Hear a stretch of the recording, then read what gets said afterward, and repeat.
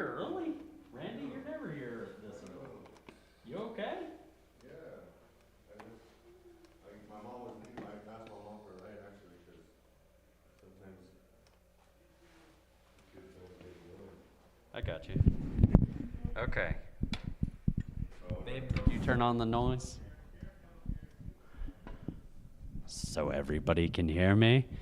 This doesn't sound like it's on. Is this on? It is. It has to be within 2 inches from your face, and you're supposed to hold it straight out. I've never had a problem with this mic in my entire life. I'm switching to the other one. Let me switch to this one, love. Your voice is getting Those lower. are turned off. You didn't. Love, No. that one's on. Okay. So particular.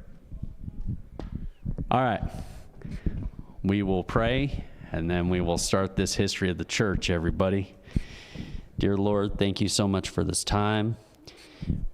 We just ask that as we continue to do these lessons, that you would be at the forefront of our minds, and we would remember why we do this, that this testimony is yours all the way through and through, and it is meant to be a guide and lesson so that we can live our lives up to these standards that you have created, God.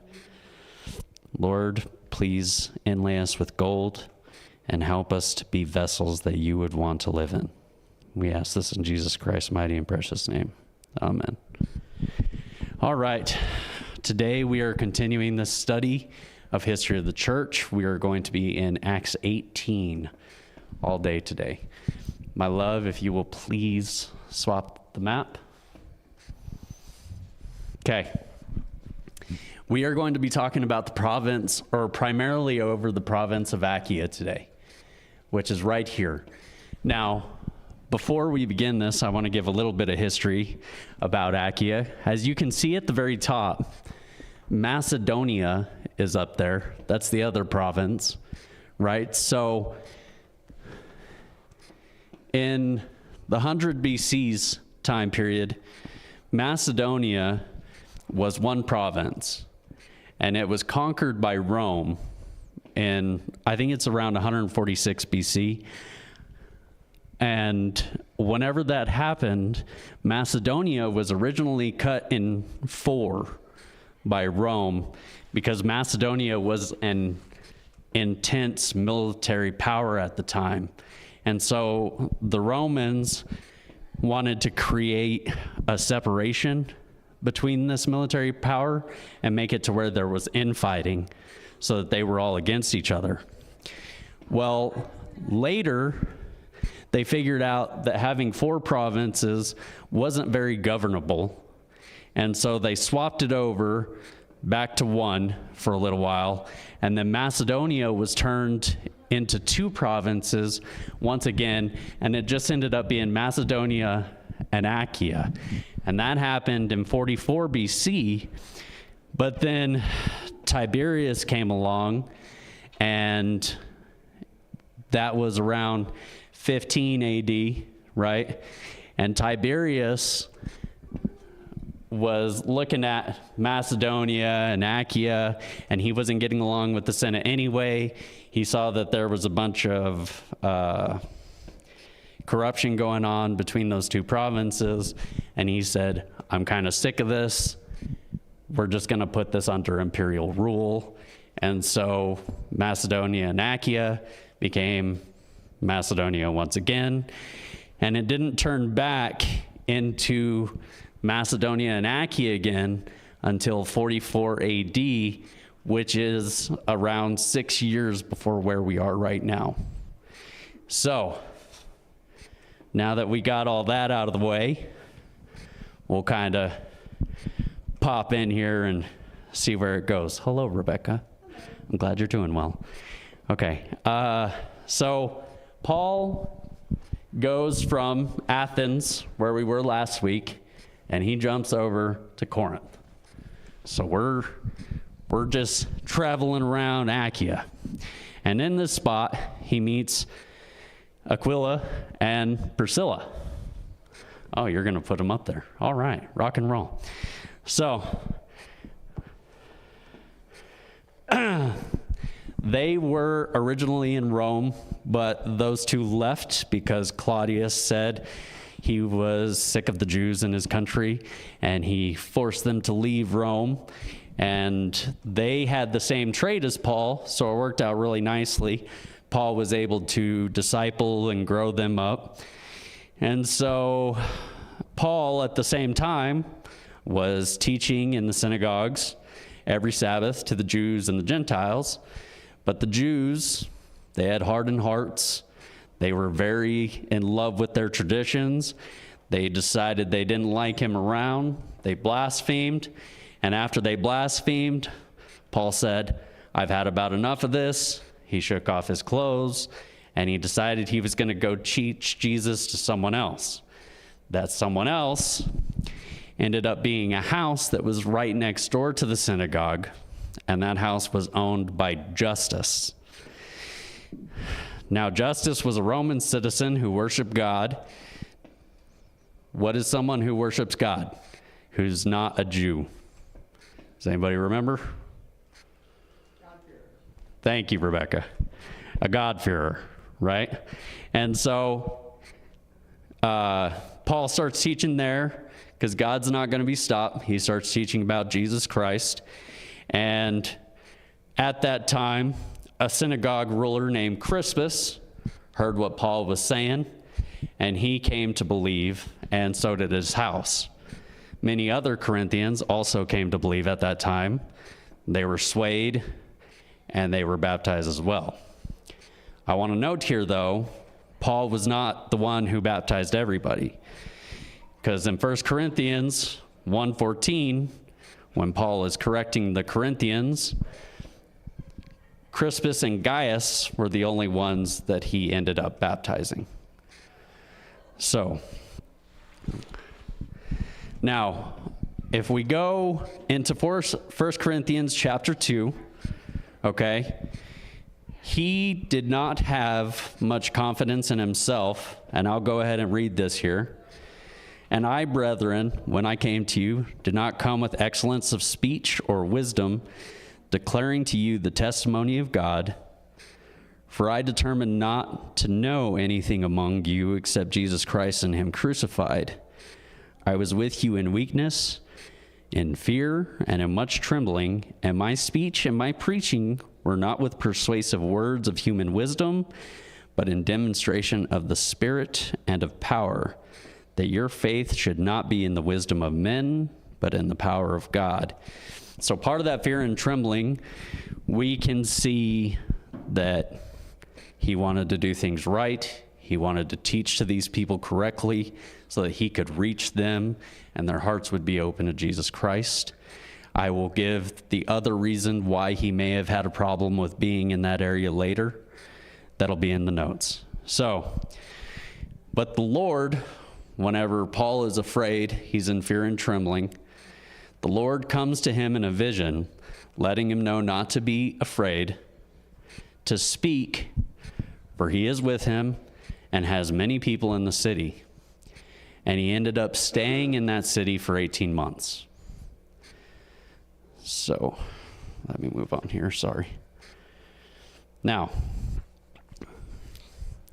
at this point in Achaia, the person who is in charge, the proconsul of Achaia, is a guy named, I say Gallio, I'm sure that's wrong. It's probably Gallio, I don't know. But he was the proconsul of Achaia around 50 AD where this is going on. And Gallio is brought Paul by the Jews and the Greeks because they're kind of sick of what he has to say, right? But everything that's going on right now with Rome, I'm going to give you some context for that later, but there's a lot of stuff going on in Rome right now causing dissent. And so whenever they bring Paul to him, it's about worship and how he's teaching about Jesus. And Gallio is looking at this and he says, oh, this is going to come back to haunt me because this is already going on in Rome. I want no part of this. And he tells them, if this dude commits a crime, murder, thievery, whatever, you bring him back to me and I'll take care of it. But if it's about the worship of your God, I don't want any part of it. So he sends them away, shoos them off, right? And they get in such a tizzy because he wasn't willing to punish this man that they took another man, Sosthenes, who was a ruler of a synagogue, and they beat him in front of the judgment seat, to which Gaius is just sitting there watching the whole thing, and he just lets it happen. And then they go away, right? So after this, there's some more selling that comes. Paul and Priscilla and Aquila, they go from, would you mind pulling that map back up, my love? They go from Achaia and they travel on over to Syria, which is down here. Now, whenever they're in Syria, Paul leaves Priscilla and Aquila behind, and he travels on to Ephesus, where he ends up speaking with the Jews some more, and he's filling them in on his plan that he wants to go to Jerusalem. But in the meantime, he also travels to several places like Caesarea, Antioch, Galatia, Phrygia. Am I going too fast, Rebecca? Okay, so after this point, the chapter switches. So Paul is no longer our main focus. And the end of the chapter, we go over to Aquila and Priscilla.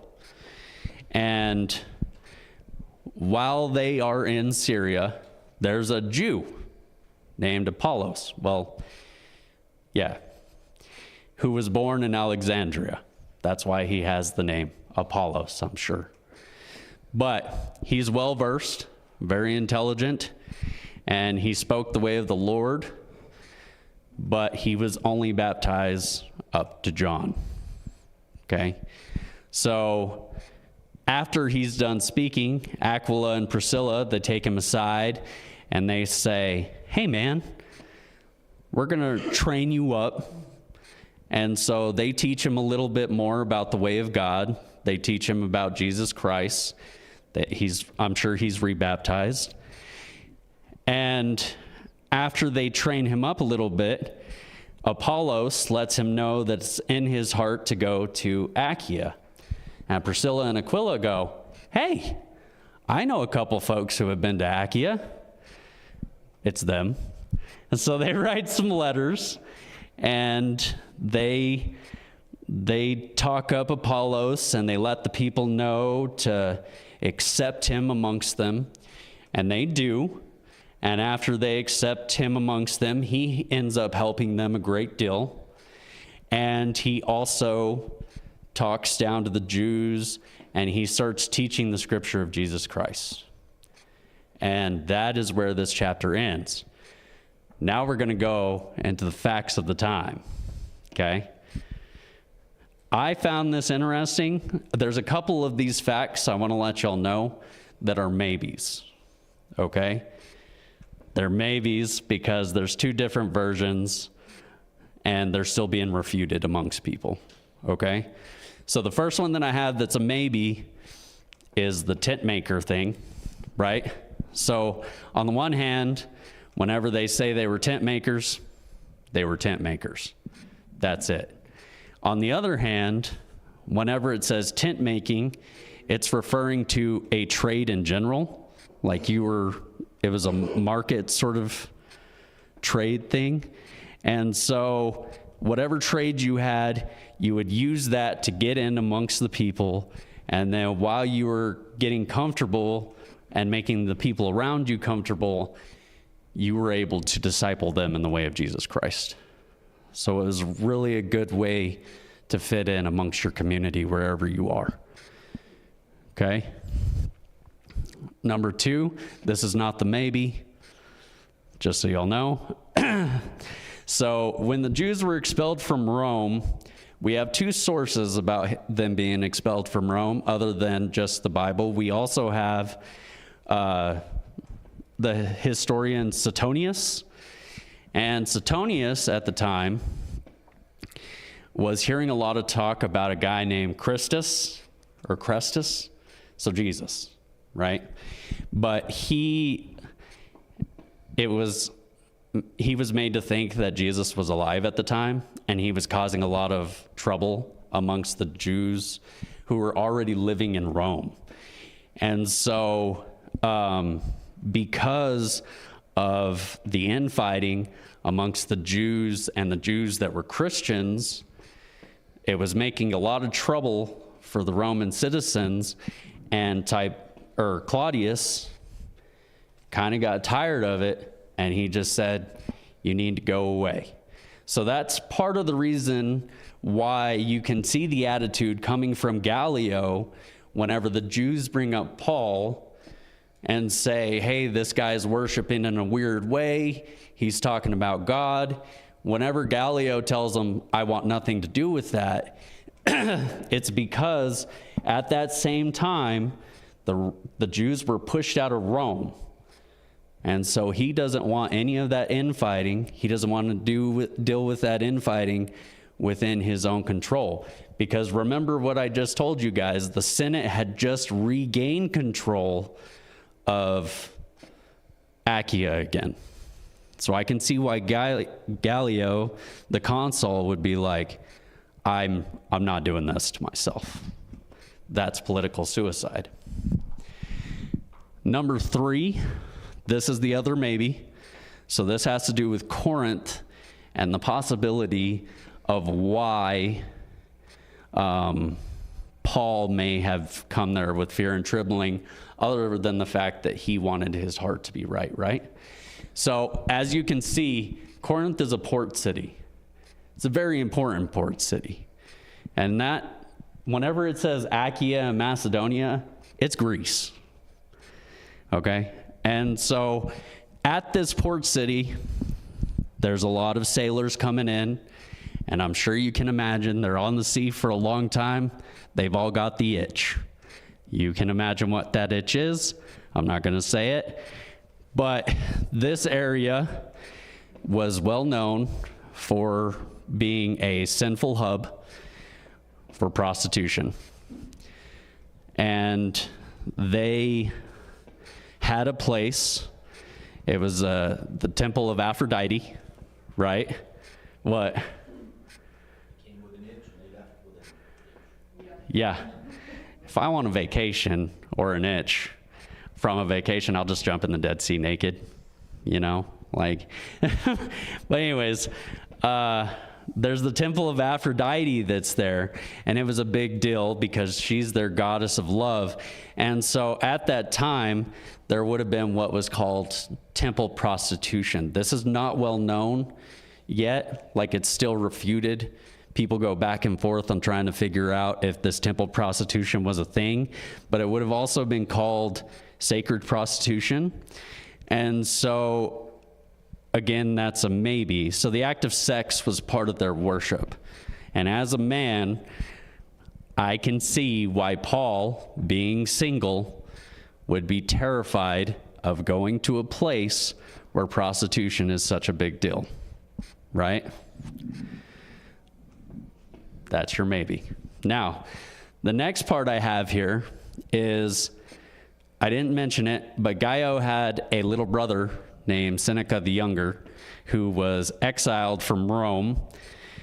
And this is just a fun fact, right? So Seneca the Younger was Nero's tutor. And that brother was also accused of plotting Nero's assassination, and he was executed via forced suicide. He cut open his own veins.